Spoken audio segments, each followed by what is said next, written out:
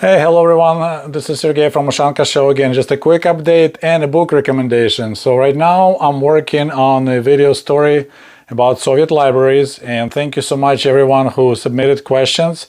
I had a question posted on my YouTube community page and there were so many great questions, and one of them was about any banned book. So today will be a recommendation about a Soviet banned book, but of course you probably noticed I have a lot of books behind me. It's a giant IKEA bookshelf. I was bookworm, a nerd from early days on, always loved books. And in fact, I still have one book that I kind of feel guilty. Back when I was in the third grade, so this is, and we're talking 1981, we were done with school. I still had this book that I took from the school library, and that's the school number 69 that some people laugh. It's a great book. I wonder if there's a translation for it. So when I went to return it, the library was closed and we moved. So I never had a chance to return this book and it bothered me for years, but now I'm happy I kept it.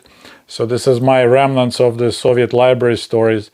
So anyway, so when I started researching a little bit, well, by accident, I stumbled upon the story. So you maybe heard about Vladimir Bukovski. Vladimir Bukovski was the Soviet-era dissident, so he wasn't happy about the situation in the Soviet Union. So that's during Khrushchev era and then rolled into the Brezhnev era. So he ended up being imprisoned quite a few times. And, you know, it's not Stalin era anymore because he ended up somewhere in a Gulag camp and will die there. In this case, he was just in prison, and then during the Brezhnev times, they switched to putting people into psychiatric clinics, you know, blaming that they have a slow developing schizophrenia. So anyway, at some point he mentioned his story that while he was in Lefortovo prison, they had a library there. Believe it or not, in prison, well, I remember Shawshank Redemption, they had library there too, right? But that Lefortovo is a KGB prison. And he discovered that this library, since it was KGB and KVD, no one bothered to remove banned books because, like, you know, there'll be a list, but everyone would assume automatically that, you know, KGB wouldn't have any banned books to begin with. So he found a lot of books, even like before revolution, after revolution, that were banned everywhere else and disappeared. And he mentioned one book, one author. So I started digging, and holy cow, guys. Maybe some of you know this book. I didn't. I'm right now listening to it. I downloaded this book from YouTube in Russian version, and there's a one in English translation. So this book by Evgeniy Zamyatin, and it's called We. In Russian, it's Мы. I would translate more like us, but it's translated like we. So that's a dystopian novel that was published in 1924. So this 25 years before 1984 by George Orwell. And they claim that Orwell got inspired by this book, We. So I strongly recommend. So far it's really good. As I said, I decided to listen to the original in Russian language, but it's you can buy used paper books, tons of them on eBay, you know, paper copies, new published, like $10 or less. Original ones are pretty pricey, but pretty cheap so far. Or there's audiobook even in English language on YouTube. So I'll post the link below in the comment section. But Evgeniy Zamyatin, there's a lot of similarities between him and George Orwell. Just like George Orwell, Evgeniy Zamyatin, he was born in 1884. And in the beginning, he's in the family of the Russian priest, but he got delusional in Christianity in the early days.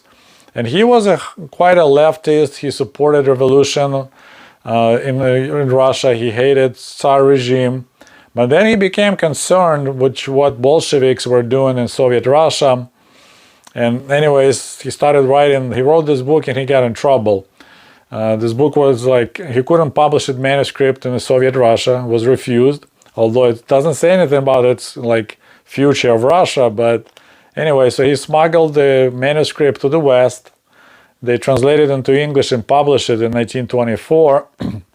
Then later, like 5 years later, he published his Russian version of that book in the West and began smuggling the books back into the Soviet Russia, Soviet Union, and that's when he got really in trouble.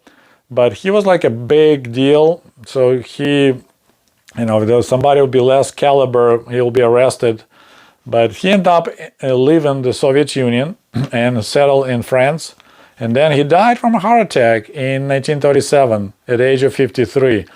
And I probably need to start looking into all this bunch of Soviet writers, Soviet-era writers, artists, and other people that died from heart attacks early in their lives. It looks extremely suspicious.